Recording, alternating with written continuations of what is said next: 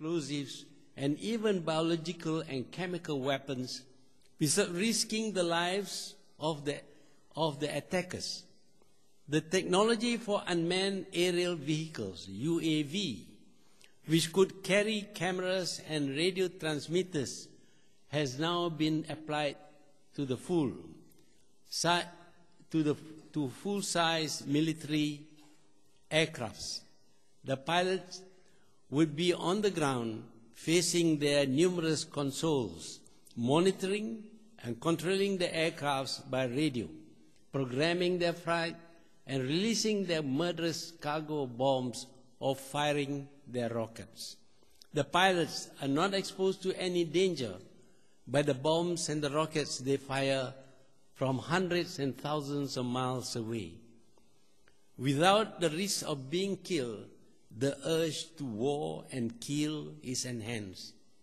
The pilot of Enola Gay had to fly his plane thousands of miles to be over Hiroshima in order to drop his beloved little boy, to kill 100,000 people and destroy the whole city. He ran the risk of being attacked by enemy fighters and being shot down and killed.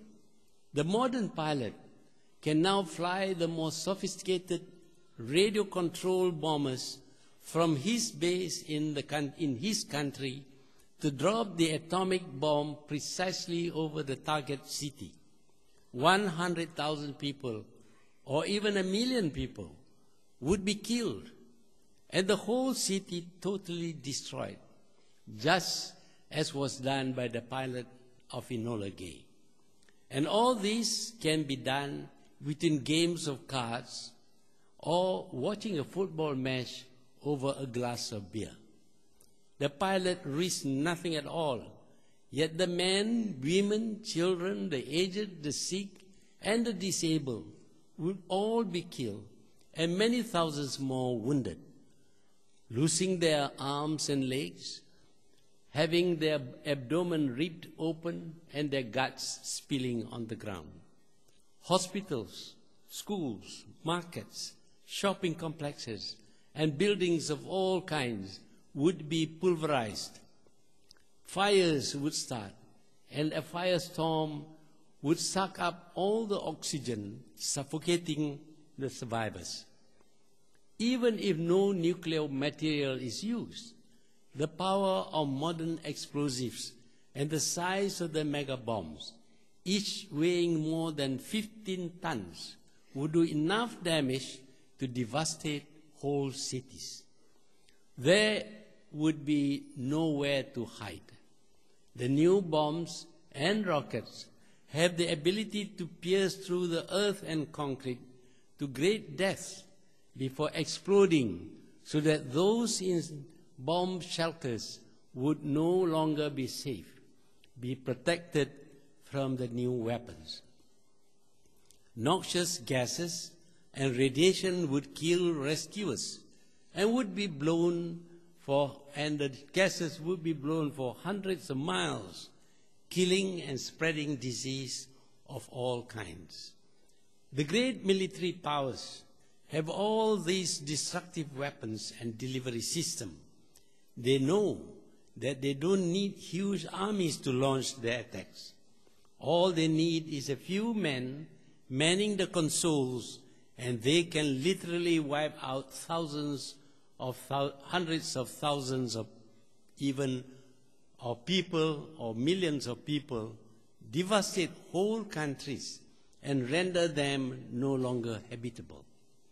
They have this capacity, they have this power, but they are still researching, developing, testing, and producing more and more lethal weapons, gleefully predicting their use in future wars.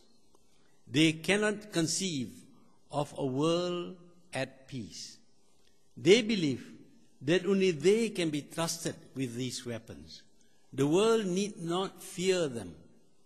They are reasonable people, caring people, whose respect for human lives cannot be questioned. But are they? They may not use the nuclear weapons and the other WMDs in their possession yet, but knowing that they have and knowing that no one would dare to attack them, they have shown their willingness to provoke weaker nations and to attack them with their so-called conventional but no less destructive weapons.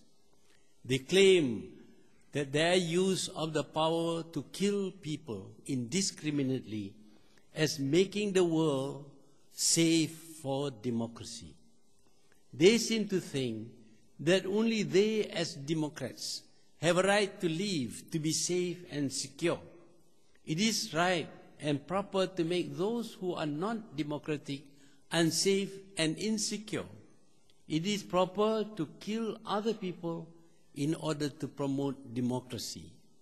They fail to appreciate that the people who are not democratic are also people, are human beings whose right to live are no less than those who are democratic. The people who would be killed are innocent of any crimes against the democratic people, even if their leaders may be dictators. To deprive them of their rights to life must constitute a heinous crime as the deprivation of the rights of life of innocent Democrats. Human right is not for democratic people only. Every human life is sacred. Every person has a right to live. Those who say that only Democrats have a right to live in security are no less authoritarian than the dictators the Democrats condemn.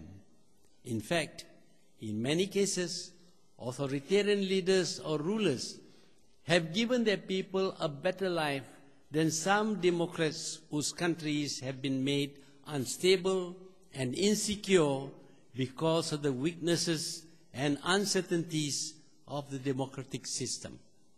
What I'm saying is sacrilege, of course.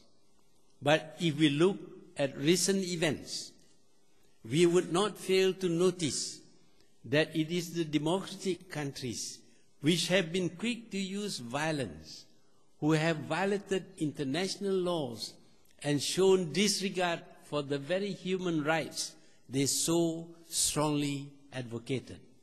It is they who resort to wars, to killing people to achieve their national agenda.